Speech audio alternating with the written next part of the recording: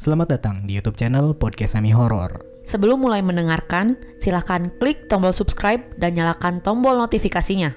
Jangan lupa untuk gunakan headset kalian dan selamat mendengarkan.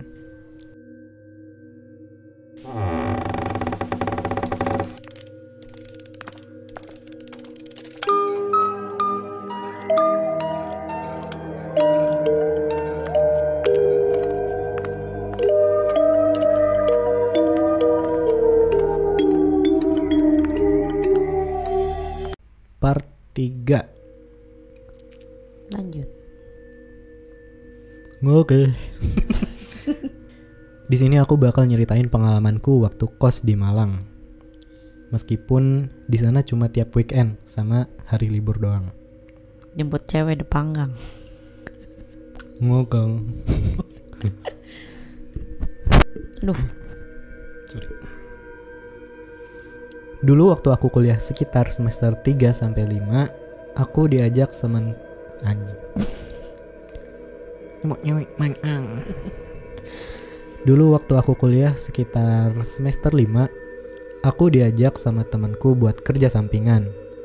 Ya hitung-hitung buat nambah uang jajan sama hobi aja. Jadi tiap weekend aku berangkat ke Malang. Tapi gak setiap weekend, kadang sebulan 1-2 kali doang. Tapi kalau liburan semester atau waktu kampus gak banyak kegiatan, ya berangkat ke Malang. Kadang kerjanya dikit, banyak mainnya. Aku kerja dengan temanku di sebuah agensi desain kecil. Agensi desain. Ngerjain kompro, branding, foto produk, dan sebagainya. Weekend kok malah kerja? Iya.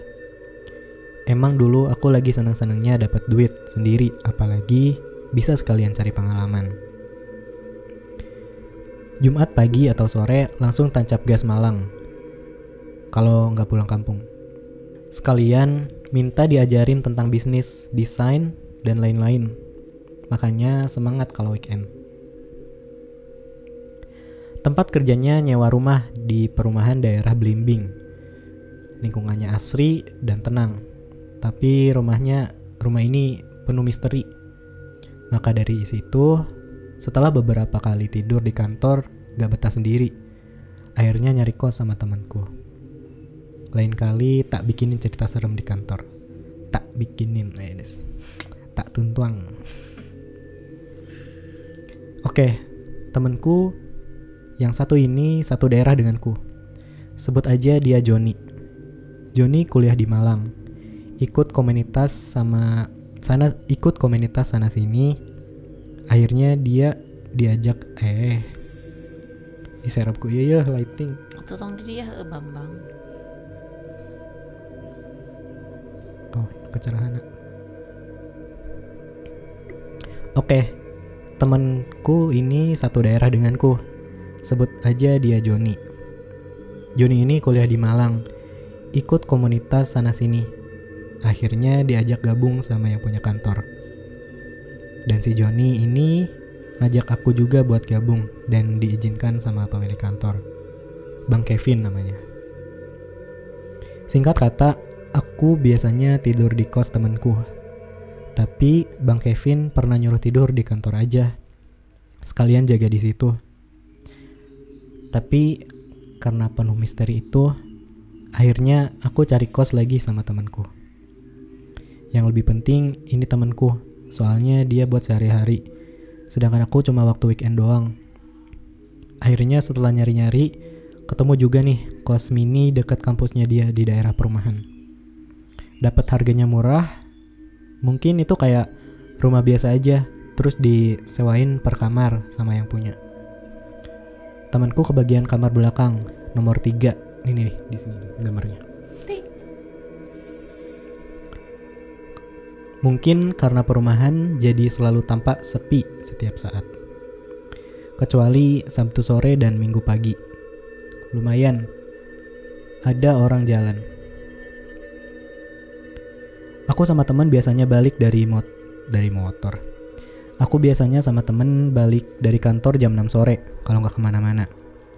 Sesekali kita pulang malam, kumpul sama orang kantor atau komunitas. Di rumah ini ada Bang Iwan sama Bang Wendy di kamar 1. Mereka mahasiswa lama dan tentunya penghuni kos paling lama. Lalu ada Bayu dan Anton, mereka mahasiswa baru di kamar nomor 2. Jika cuma mampir sesaat, kayak aku sih nggak begitu kerasa anehnya. Tapi bagi yang tinggal lama di situ, ya gitulah. Di rumah ini tuh gak rame kalau masih ada 3 atau lebih.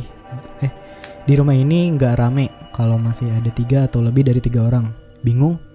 Bingung. Iya, Bingung kan gue ngacanya aja bingung. Jadi di rumah ini yang nunggu gak akan jahil kecuali kalian tinggal berdua. Gimana? Jadi di rumah ini gak akan dijailin kalau kecuali kalian tinggal berdua atau malah sendirian. Jadi kalau pulang harus janjian biar gak kena jahil. Ini kata penghuni lama. Ini cerita dari Bang Iwan. Katanya dulu ada penghuni kos lama baru masuk kos beberapa minggu, sebut aja namanya Henry. Saat waktu pulang, Bang Iwan lupa gak ngabarin orang di kos. Singkat kata, tinggal 1 orang di situ aja nih di kos. Singkat kata, tinggal 1 orang itu aja nih di kos. Bang Iwan dan temannya 1 kamar yang dulu udah pulang. Terus ceritanya orang ini baru balik dari kampus kira-kira jam 7 malam karena ada kegiatan. Dan pas masuk rumah, tumben-tumben motor udah rapi di ruang tamu. Mungkin anak-anak lagi malas jalan. Lalu pas masuk ruang tengah, di kamar Bang Iwan ada orang nyalain musik. Pas dipanggil, ya disautin sama Bang Iwan. Ya dikira emang orang kos gak pulang. Terus pas malam sekitar jam 10-an, orang itu beli makan di depan. Nawarin ada yang nitip apa enggak. Dan ada yang jawab tidak dari kamar lainnya. Pas balik lagi ke kos, ada Bang Iwan dan 2 penghuni kos lain pada nonton TV. Ya sekalian aja dia makan di situ sambil nonton TV. Gak ada yang aneh. Malah waktu salah satu mau tidur juga pamitan. Tapi keesokan paginya, waktu dia beres-beres rumah, rasanya sepi banget, kayak dia sendirian. Agak lama Bang Henry manggil-manggil anak kos buat nitip sarapan. Tapi gak ada sahutan sama sekali. Padahal mereka tadi malam tidur duluan dan Bang Henry tidur terakhir. Akhirnya Bang Henry beli makan sendiri, lalu cuci baju dan nitip jemuran ke penghuni kos. Meskipun belum bangun, setidaknya pas bangun nanti, mereka bakalan ada yang angkatin jemuran biasanya. Lalu Bang Henry lanjut ke kampus dan ambil beberapa barang di kos temannya. Kira-kira sore pas balik kos, kondisi hujan. Bang Henry tetap lihat motor mereka masih di dalam. Gile, betah amat di kos. Biasanya udah pada cabut aja, pikirnya. Tapi pas masuk rumah, tetap situasi sepi yang didapatnya dan jemuran basah karena gak ada yang ngangkatin.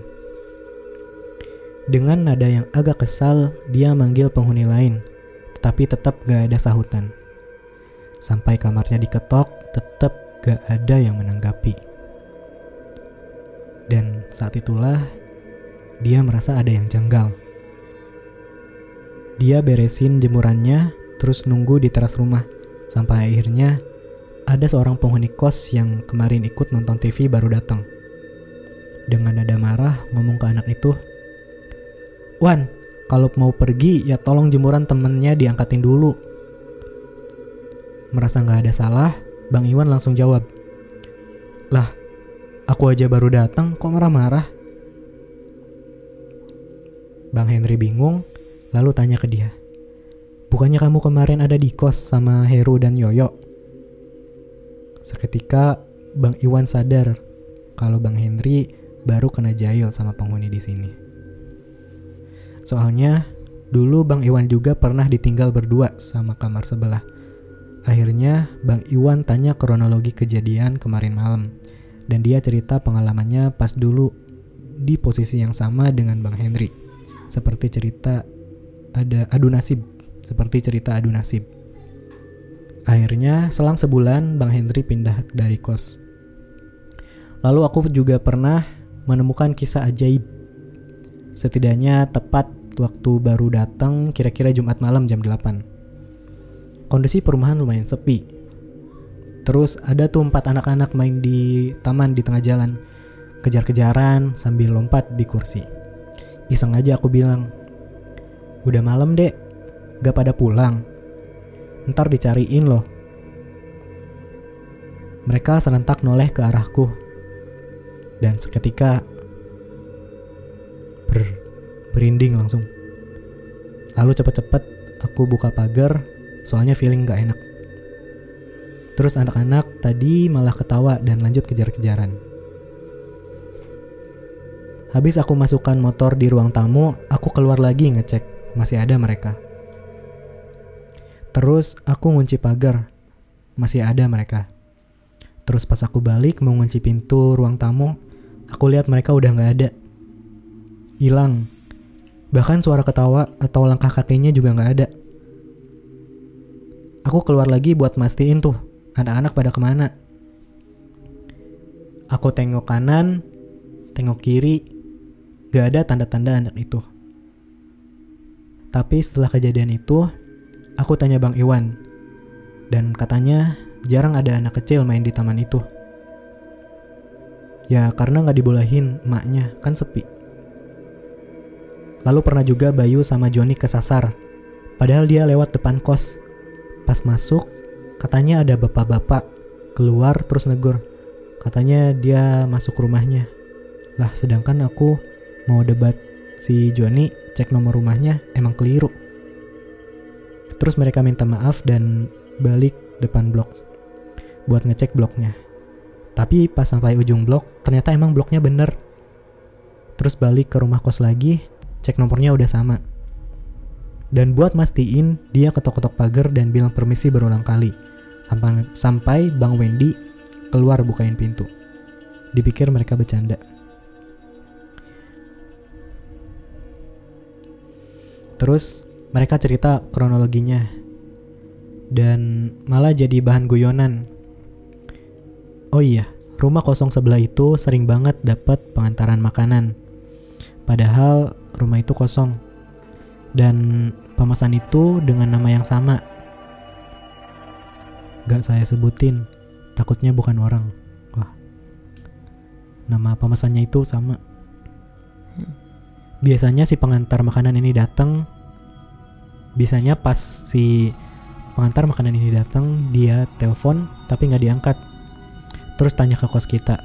Terus coba ditelepon sama kita, nomornya gak terdaftar. Dan ketika ditelepon lagi sama kurirnya, nomornya jadi tidak terdaftar. Alurnya kayak gini terus. Sampai kadang kita tanyain nganter makanan apa. Kalau cocok, kita yang beli. Setelah dapat cerita dari penghuni lain, aku pernah ngalamin 1 kali. Dan emang alurnya sama seperti sebelumnya. Kalau kata satpam perumahan, rumah itu udah kosong 5 tahunan. Dan sering ada penampakan.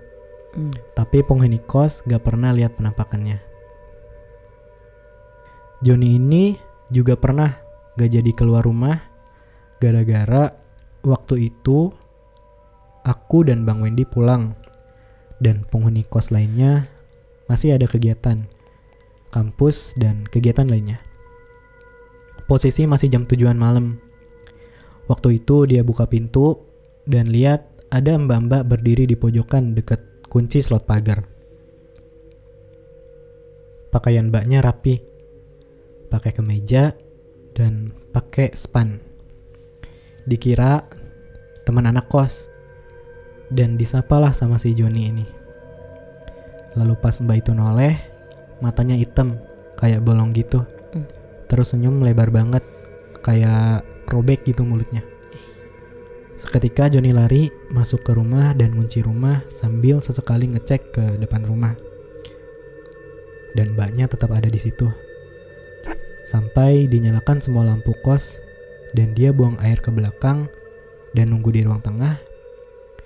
Lalu setelah beberapa saat ada suara Bayu memberi salam. Dan Joni menghampiri ke depan dan emang Bayu yang datang. Pas ditanyain apa lihat ada mbak di depan, tapi Bayu malah bingung sama pertanyaan si Joni.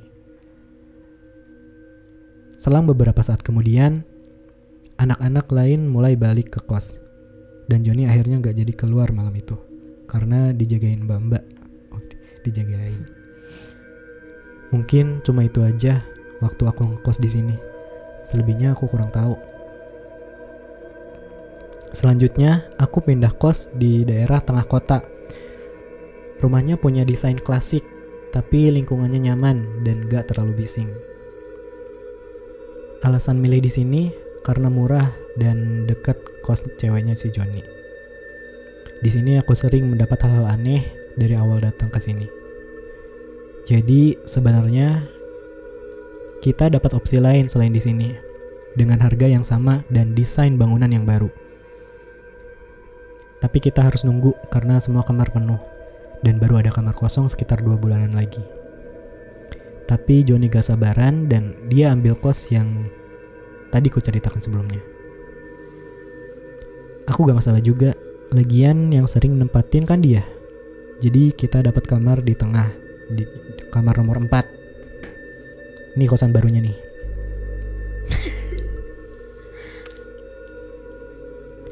Di sini adem, sepi, karena penghuninya cuma 7 orang. Karena kita juga jarang ketemu sama penghuni lainnya dan yang rata-rata pada kerja semua. Di sini agak jauh dari jalan utama. Jadi kalau cari makan mending sekalian waktu pulang kerja atau pas emang rencana mau jalan. Balik lagi ke cerita, awal masuk kamar pas buka pintu, tepat di depannya ada lemari, pakaian dari kayu, salah. Kembali ke cerita. Awal masuk ke kamar, pas buka pintu, tepat di depannya ada lemari pakaian dari kayu. Gak besar, dan mungkin tingginya hanya 1,5 meter doang. Tapi lumayan lah buat naruh baju dan barang lainnya. Anehnya, pas aku pertama masuk, tiba-tiba pintu lemarinya kebuka sendiri. Langsung deh feeling gak enak. Tapi masih berpikir positif, mungkin kena angin pintu kamar. 2 weekend di situ gak terjadi apapun sampai aku kesana untuk kali ketiga pas aku mau balik Surabaya. Aku beresin barang-barang. Waktu itu minggu malam Joni lagi keluar sama ceweknya. Dan tak masukin tas semua, tinggal tas kamera sama buku kalau gak salah. Terus aku tinggal ke kamar mandi buat cuci muka biar segeran dikit. Dan ketika aku balik, ternyata beberapa isi tas ada di luar. Sempat bingung juga aku. Perasaan semua udah dimasukin semua, tinggal kamera dan buku. Ya udah aku beresin lagi, masukin semuanya, tinggal angkut. Dan pas aku mau kunci kamar, lemari ini kebuka pintunya sendiri. Terus aku tutup lagi lemarinya. Katoel. Pas aku kunci pintu kamar, si lemari ini pintunya kebuka lagi sendiri. Terus aku tutup lagi deh lemarinya. Dan waktu aku cek sekalian, pintunya baik-baik aja, nggak ada yang rusak. Ya udahlah, aku balik lagi. Dan waktu mau kunci pintu kamar, lemari itu kebuka lagi. Akhirnya aku geser kursi dan aku taruh buat nopang pintunya. Kalau sampai kebuka lagi, berarti lemari ini emang ngajak ribut nih. Dalam hati, kalau kebuka lagi, bakal aku balikin lemari ini. Jadi pintunya ngadep ke tembok. Dan ajaibnya, pintunya itu nggak kebuka lagi. Oh, kirain kebuka. Pernah juga lemari ini ada bunyi dari dalamnya. Kirain ada tikus.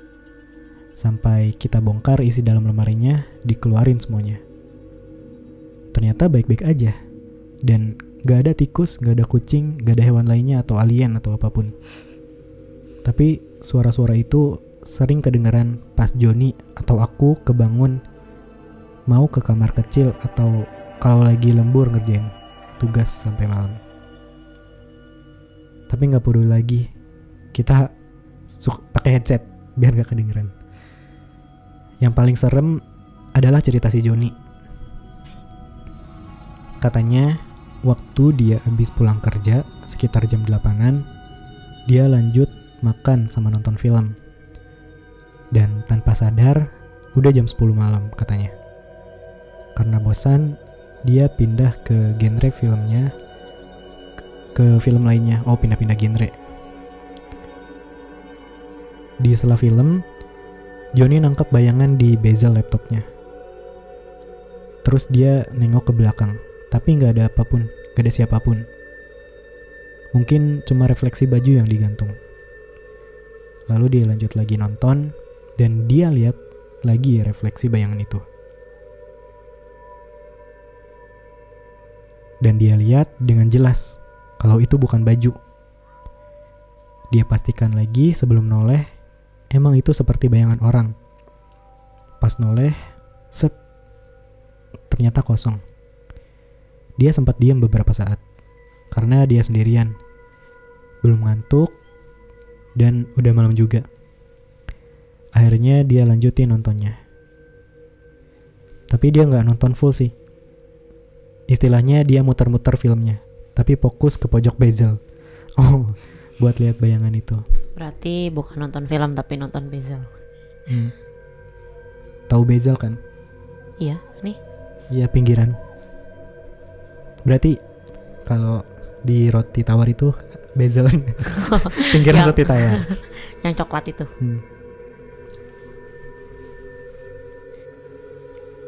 Dia gak nonton full filmnya, istilahnya dia cuma nonton bezelnya aja tuh.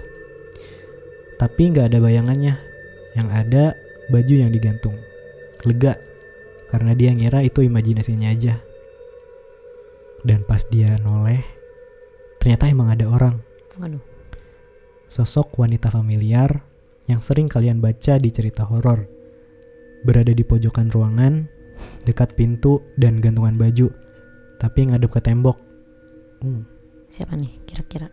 Joni sempat membatu sesaat. Namun dia akhirnya melawan takutnya dan menutup laptop serta berjalan pelan keluar kamar. Dia keluar dengan kepala nunduk, jadi gak kelihatan jelas. Sekalian dia tutup pintunya. Terus dia tiduran di sofa ruang tengah sampai jam 12. Ada anak kamar lain baru pulang kerja. Joni cerita ke anak itu, dan anak itu langsung nebak, kamu pasti berbuat aneh-aneh ya. Soalnya kata mas itu, selama gak aneh-aneh, gak bakalan nyamperin itu si Nona. Joni pun bilang kalau dia iseng aja nonton karena bosen. Ngerti gak? Ini apa tuh? Lanjut dulu. Oke. Iya, film yang dimaksud. Nah, ini dia cerita pas kita udah gak kerja bareng. Malu, kelihatan bego dia. Singkatnya di sini emang sepi banget. Gang sempit dan akses mau beli apapun susah. Tapi untuk ketenangan dan estetiknya rumah ini juara. Dan dengan desainnya. Dulu gak sempat foto karena gak mikirin kalau sekarang jadi bisa konten. Gangguan lain ya di daerah belakang rumah. Depan toilet itu ada sumur. Kalau malam kayak ada suara benda jatuh ke sumur. Terus kalau buang air malam-malam itu kadang ngerasa ada yang ngeliatin dari dalam sumur. Sempet pas ngerasa gitu, aku cek, ya nggak ada apa-apa. Terus lagi, dan depan rumah ini kan ada pohon jambu. Lah di pohon jambu itu kadang dahannya gerak-gerak sendiri, nggak ada angin.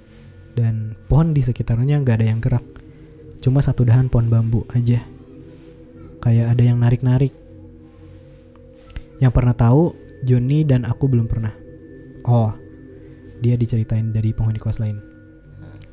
Karena ini judulnya kos atau kontrakan murah yang banyak gak beresnya, maka dari itu aku kasih tahu beberapa cerita kos murah dari temanku. Aku juga sempat numpang kos di situ selama libur semester hampir 2 minggu, karena lokasinya dekat dengan wisata alam di Malang. Kos temanku ini ada di daerah Malang Selatan, karena rencananya ngabisin waktu liburan semester di Malang, main ke pantai dan lain sebagainya.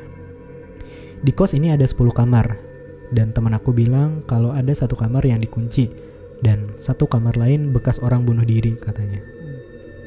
Karena temanku juga baru di sini. Padahal selisih gang saja dengan kos depan, tapi harga kos ini murah banget. Tapi ya gitu, kata temanku, angker kosnya. Kadang dari kamar orang bunuh diri itu ada suara nangis. Selama di sana sih aku nggak pernah denger.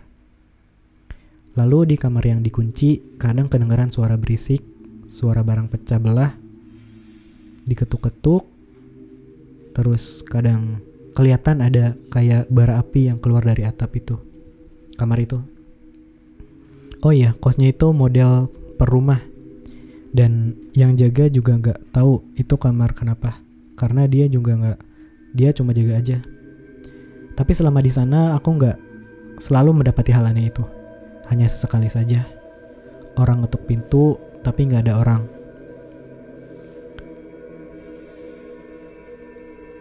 Jadi lebih baik cari kos atau kontrakan yang biasa-biasa aja. Kalau mencurigakan, mending tanya survei harga dan beberapa tempat. Di beberapa. Kalau mencurigakan, mending tanya survei harga di beberapa tempat, dapat harga pasaran. Biar dapat harga pasaran. Usahakan selalu di mana bumi dipijak, di situ langit dijunjung. Ya, demikian pengalaman aneh dan menjengkelkan selama di perantauan. Selebihnya, kalian jadikan pelajaran atau jadi hiburan aja, terserah. Yang penting tetap jaga kesehatan di masa sekarang. Terima kasih yang udah dengerin, dan buat kalian yang meluangkan waktu baca sampai sini.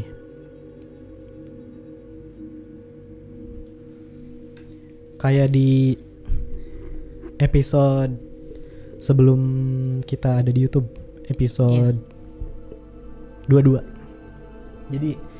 Jadi waktu itu si sobat PSH, si Tania ya. Iya. Dia juga sempat ngekos. Iya. Intinya sama sih, kosannya murah. Jadi yang belum tahu coba dengerin dulu deh. Di episode 22. Ini kita udah di part 3 nih. Udah tamat nih ceritanya. Berarti kalau disatuin sama yang si Tania udah 4 episode nih kita nih. Bahas kos sama kontrakan murah. Gila. Jadi pesannya gitu sih. Kalian dengerin aja pesan dari si Tania di episode 22. Iya, itu aja pesannya. Gitu. Oke, deh. Itu buat teman-teman, jangan lupa juga buat jaga kesehatan, menerapkan protokol kesehatan dimanapun kalian berada. Jangan lupa juga buat subscribe, comment, and likes video ini. Dan juga di share juga tentunya. Iya. Dan jangan lupa juga nyalain lonceng notifikasinya. Lonteng. Emang lonteng. Jangan lupa follow kita di Instagram @podcast_semi-horor. dan juga di Twitter @pod_semi-horor. Dan jangan lupa dengerin di Spotify. Follow juga di Spotify dan nyalain lonceng notifikasinya. Episode terbarunya. Iya. Nah, buat kalian yang kemarin dengar kita nyebutin Siti, ini si Siti nih. Ini Siti. Hai. Halo.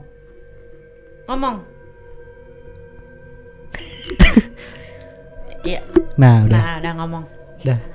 Udah Siti. Kemarin kita sempat ada bakso cuanki lewat, tukang bakso cuanki. Iya. Dan lupa itu pas di akhir gak nyebutin. Kan gue mau trigger cuanki tuh. Gue punya fun fact soalnya. Iya. Apa tuh kira-kira? Jadi lu tau gak? Cuanki itu sebenarnya adalah singkatan. Emang iya ya? Coba. Coba tebak dulu. Cuanki. Cucunya aki-aki. Enggak sih. Kan cuan itu cuan. Oh, cuan itu duit. Ya kan? Siti. Iya, duit. Cuan duit. Cuan duit. Cuman bukan itu. Angkinya apaan? Cuman bukan itu. Oh. Singkatannya adalah Oke. cuanki itu adalah cari uang jalan kaki. Oh. Dan faktanya adalah setelah rekaman, enggak setelah rekaman sih, besoknya kita beli bakso cuanki kemarin lewat. Oh iya benar. Terima kasih Mamang Cuanki.